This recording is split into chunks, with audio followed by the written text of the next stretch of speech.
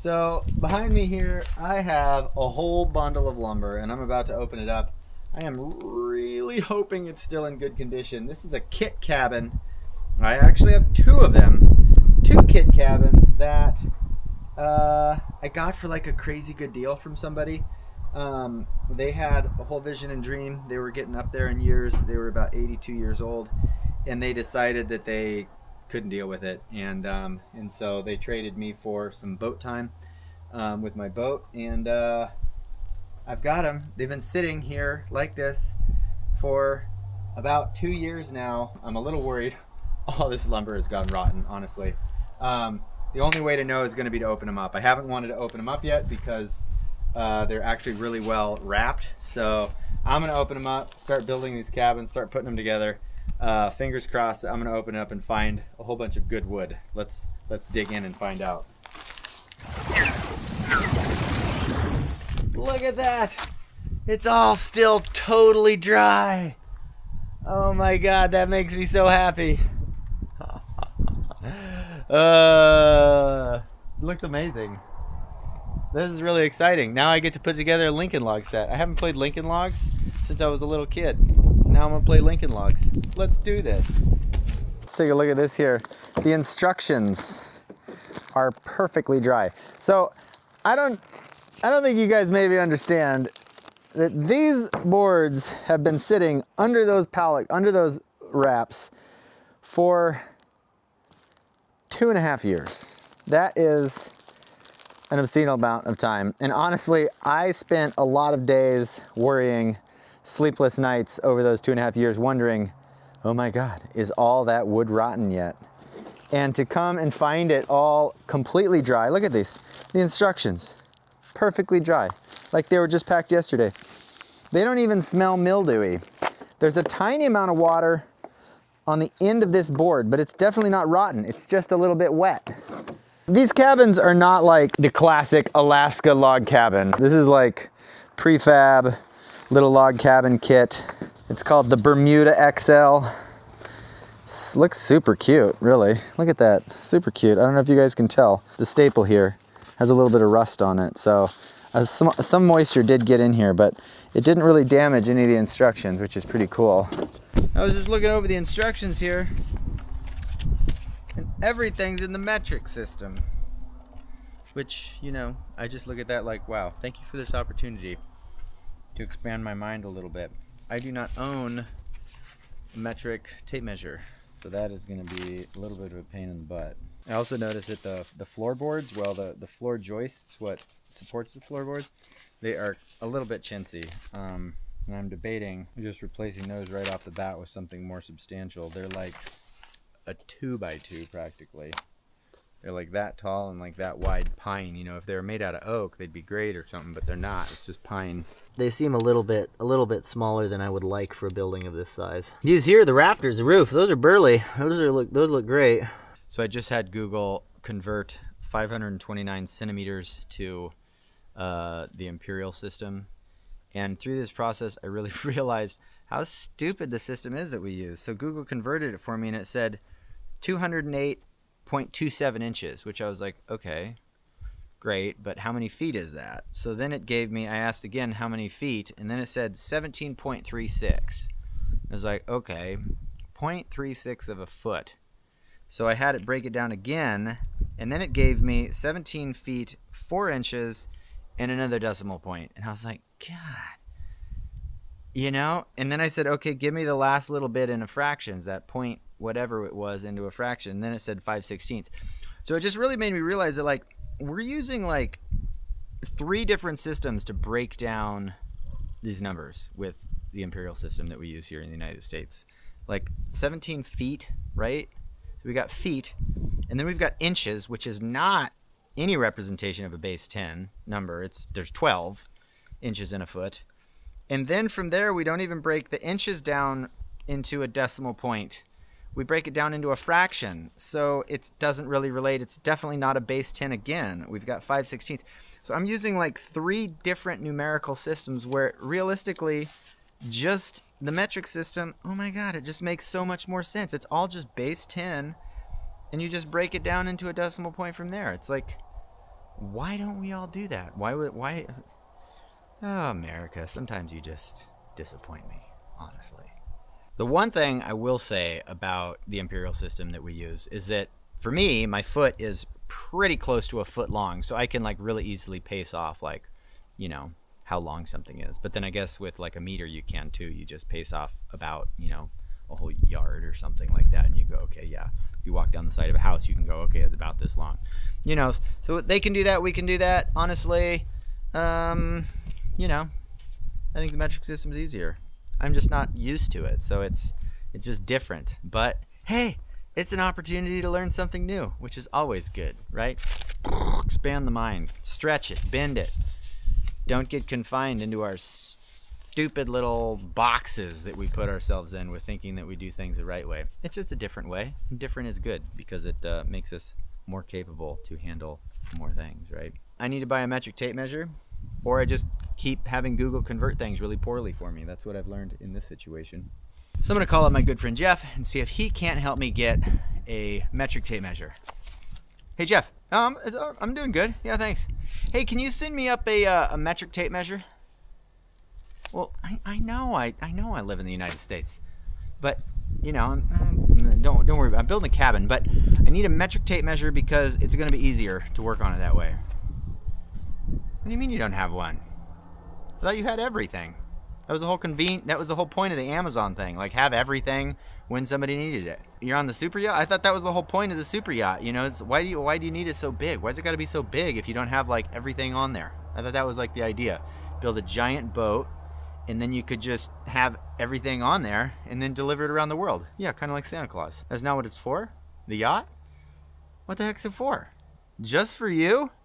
To do what? Well, I'm going to let you know that seems a bit excessive. You can send one up? With a drone? Right now? Well, yeah, it's Alaska. Okay, so it's going to be a little bit.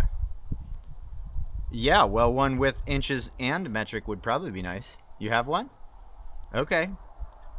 I'm going to be waiting for that tape measure anytime. All right, carry on. Jeff's going to send me a tape measure. He's working on it. I don't really know Jeff Bezos at all. That was ridiculous. But that's probably where I'm going to have to get one because I am in Alaska and it's hard to get things like that when you want them. Stay tuned. I'm going to move all this lumber some more, try to get things organized, and start putting this together. Okay, folks. So I have been depleting my lumber pile. You know how frustrated I was the other day when I was starting to work on this. But look, I'm getting it figured out. I know. I managed to start working on this project without a camera watching me, which is always interesting because I get stuff done when I don't have a camera watching me. I managed to do all this in about 7 minutes. Not really. It's like the floor actually took longer in this project than getting this part of the wall done. But I wanted to make sure they did it right. So I've got a friend helping me today. Daniel's here, and he's helping make this thing happen a lot quicker. So we got the floor done. It didn't originally come with this insulated floor. That was an add-on I did because this cabin is getting set up in Alaska, obviously. I think it's really good that we actually got the floor insulated. And I built this floor a lot stronger than it originally came with. So originally, I don't know if you remember, but these floor joists here, they were like 1 3/4 inches wide by like 3.5 tall, or not even, they were like 3 1/4 tall or something like that. That's like crazy small floor joists for something. I don't know why they did that. So I went and bought some pressure treated lumber, and I actually built, I'll show you here, I built a proper floor, and it's insulated. So, and sitting on these big beams, these are big 6x10 beams. So this thing is ready for me to drag it anywhere, over the hills, over the dales, wherever we need to go. So you can see here that we're up quite a few layers already. So this has been going fast. We're about to stop and put some flooring inside of there so that we can stand and walk around and work on the inside of this place too. So that's coming right up. But in the meantime, we're just going to keep laying courses of wood. Let's do it.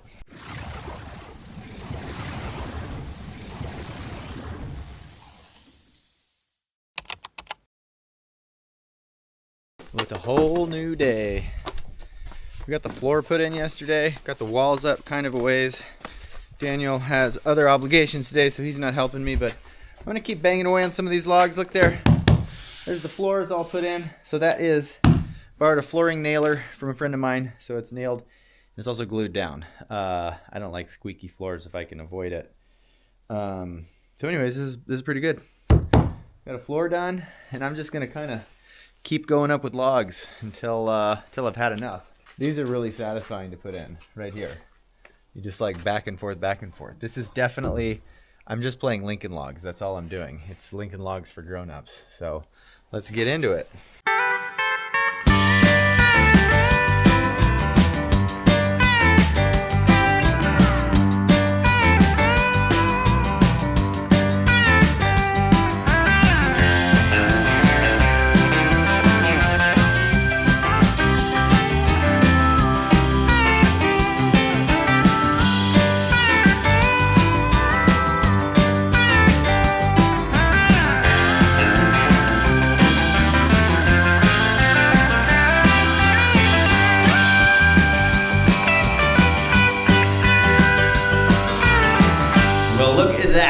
Looks great in here, doesn't it?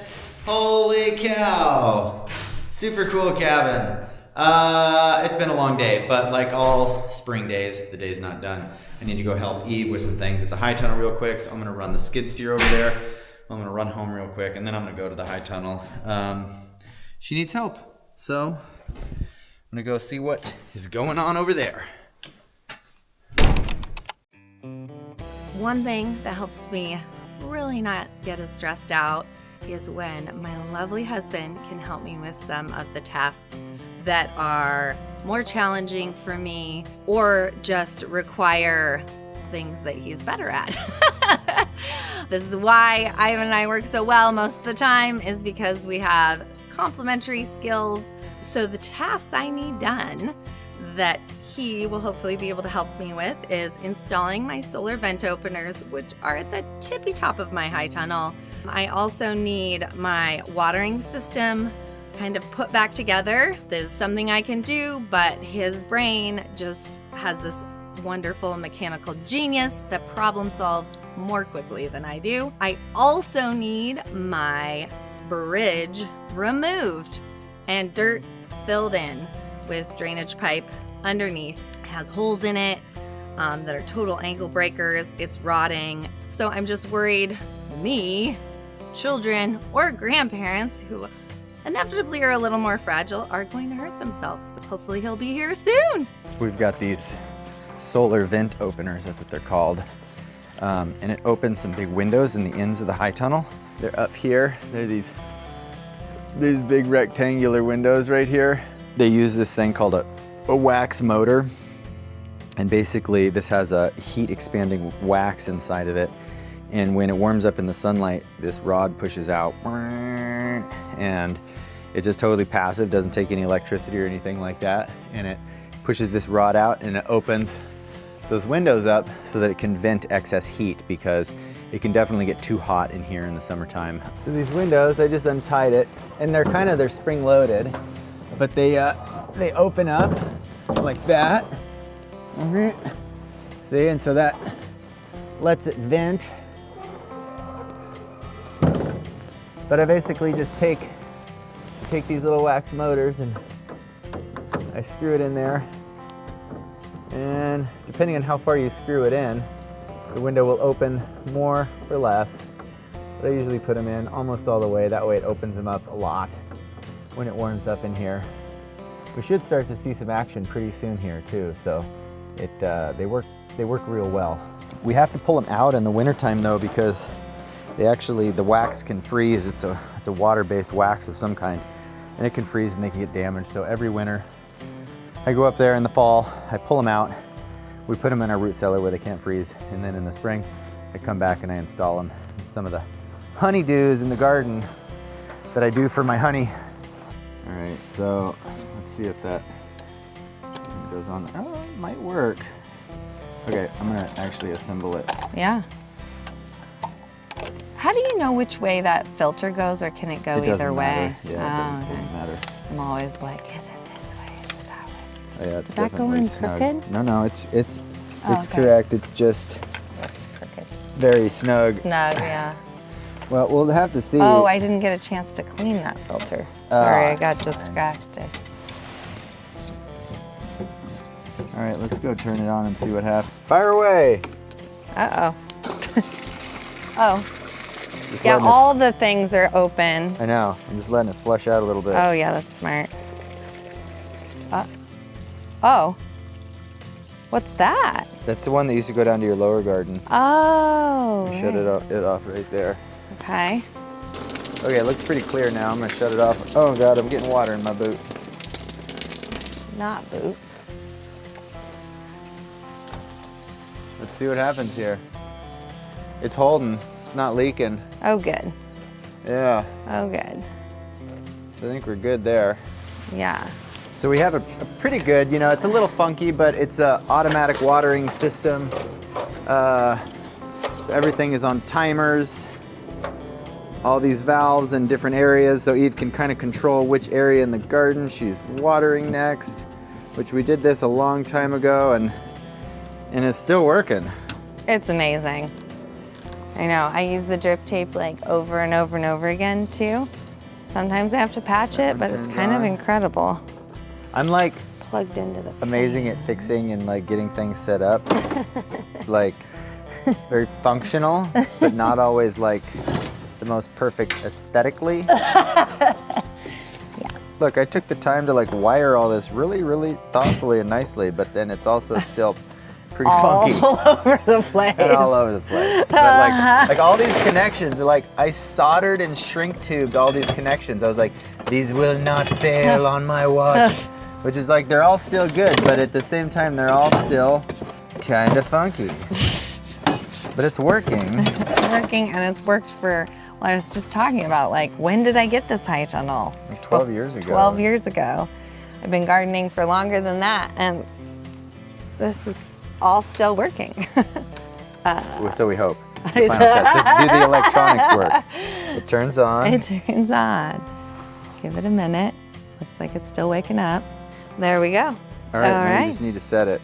I'll set it, yeah. I That's don't over my even. pay grade. Yeah. Okay, last thing. Enjoy it in here. It's kind of cold outside, but Oh, tropical in here. It's so nice Almost in tropical. here. It's Almost. like a really nice temperature, actually. It's like Yeah, the other day I was in here and it was sunny and I thought I was gonna get heat stroke. It was too hot. She's got this little bridge right here, and this bridge is falling apart for sure. And they just rot out constantly. So we're gonna get rid of it entirely and just put dirt here. Yeah, just dirt. Like, why didn't we do that in the first place is what I'm wondering. Oh, look, I stepped on a nail. I had a board stuck to my foot. Hopefully it wasn't in your foot. No, it's not in my foot. Yeah, Wow, there's a lot of rocks in there. Maybe you were trying to create some sort of drainage? Maybe.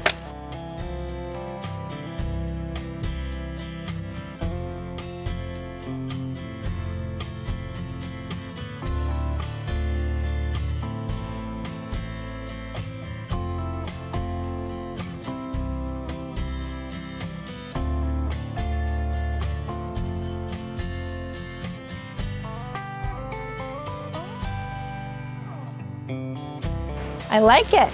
Yeah, Looks good. better, huh? Oh my gosh, so much better. Cool. Perfect, thank you. You're welcome. I love it. All right, I love it, love it. on to the next thing.